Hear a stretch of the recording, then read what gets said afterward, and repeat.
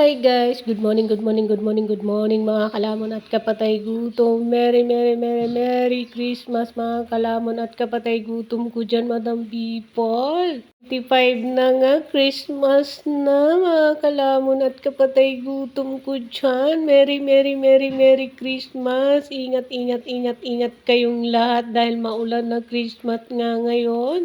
Ko nga itong i-voice record mga kalamon dahil nga maingay nga itong tricycle na nasakyan namin papunta doon sa pupuntahan namin. Tingnan nga namin dyan ang napakagandang simbahan at mga decoration sa mga bahay-bahay. Tingnan nyo naman siguro sa vlog natin na tumutulo yung ulan dyan. Umiiyak nga dyan si Jesus Christ. Nga kayo mga kalamon at nabulol na ako. Hindi ko na ito kayang ulitin dahil nga nasa gitna nga tayo ng pagbo-voice record. Ang pinakaayaw ko sa lahat yung mag-voice record nga si kalamon nyo dahil bulol-bulol na tayo. Nga kasi alam kung ano yung sasabihin ko dito. So anyway, nandito pa rin kami sa daan. Ayan nga, tamang video na nga lang ako dito sa mga bahay-bahay dahil napakaganda nga ng mga decoration nila. Iba-ibang klase. Puro yung bahay lang namin talagang walang decor. Ito nga guys, namanghanga ako dito dahil malaking bahay, napakaraming decoration ng Christmas light. Nga namin walang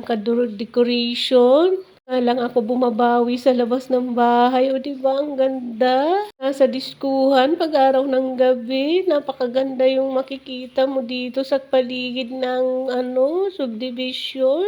Kami pupunta nga kami dyan sa tita niya. Ayan na nga, nandiyan na nga kami sa tita niya. Sa tapat nga ito ng bahay ng tita niya. Ayan na nga, ayan yung pinsan niya. Pinapahulaan niya ng papa niya dyan kung magkano daw ang laman niya. Alam mo na ang hula ko dyan, 5,000. Niya, nasa 580 daw. Kaya nga yan, isa-isa kasi tag to 20 na buo na bariya yung binibilang niya dyan. O diba napakarami yun. Pamangkin niya. So anyway, ito nga yung pagdating namin dito kagabi. Ganap nila dito. Napakaganda nga ng Christmas tree nila dito. Malaki. Dati sa bahay, mayroon din ganyan. Pero ngayon, wala na daw dadaan na Christmas sa bahay. Ayan nga yung panganay niya. Nag-open gift na nga siya dyan. Tapos to yung pangalawa niya. Napakakulit nga niya. Nga rin tong i-voice record dahil narinig nyo naman siguro to. Pinost ko to kagabi. Ko nga ito kagabi. Yung panganay niya dyan, ayan magnanay yan. Tapos yan yung lolo niya, yan nga yung kapatid ng amo ko na namatay. Anyway, nag-open gift na nga sila dyan ng mga bata. Nga lang dyan yung priority nila dahil nga dadalawang apo pa nga lang yan na nandyan. Ngayon pa nga lang pupunta ang lahat dahil ngayon yung Christmas party nila. O diba, bulol-bulol tayo. Napakahaba nga itong vlog na ito mga kalamon. Kapag pasensyahan nyo na nga ako. Yung naunang nasa tricycle tayo. Ayan o diba, labubu. Sabi ko, sumali din si kalamon nyo. Yung nga lang ako dito mga kalamon sa bahay nila. Maganda nga yung paka-decoration dito sa bahay nila. Pero yung bahay namin walang decoration na diba bulol yan. Wala ko ng kortina sa bahay namin. Maramdaman ko naman kahit papano na Christmas. Voice record ko nga itong mga kalamon, lumalakas yung ulan. Hindi ko alam kung bakit. Kaya ayan na nga, nagbibigay na nga sila dyan ng regalo sa mga pamangkin nila, sa mga apo nila. Yung katulong ni yaya ni Jillian. Niya, diba? Talon na talon nga siya dyan dahil tuwang-tuwa siya sa gift ng mama niya at ng lolo niya. Talon nga siya dyan sa tuwa dahil nagustuhan niya yung regalo sa kanya. Nga kaming lahat dyan dahil talon na talon nga yung panganay dyan ni Bubu. Lolo niya, Jillian.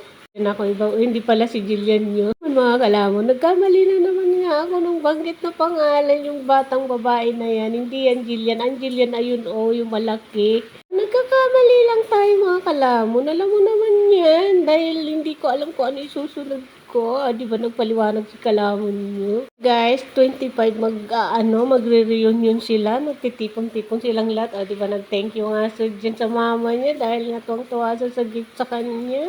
Ibabalik lang mga kalamon ng maging bata. Mas gugustuhin kong maging bata kasi masaya maging bata mga kalamon. Kung masiswertehan mo lang yung magiging pamilya mo mga kalamon, yun. Maswerte talaga ang buhay mo maging bata katulad nito mga batang ito. Swerte nga ng mga batang ito sa mama at magulang nila, sa mga lolo at lola nila dahil nakita pa nila.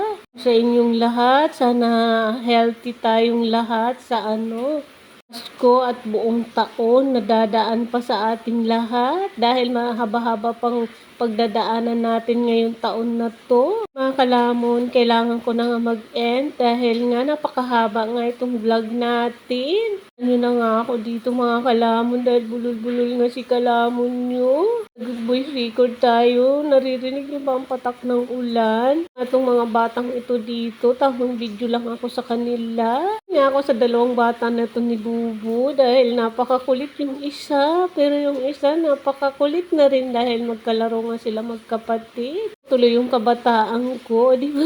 May kabataan ka pa pala mga kalamon. Ito nga yung tatlo oh. Maraming salamat. Bye-bye mga kalamon at kapatay gutom. See you guys. Bye!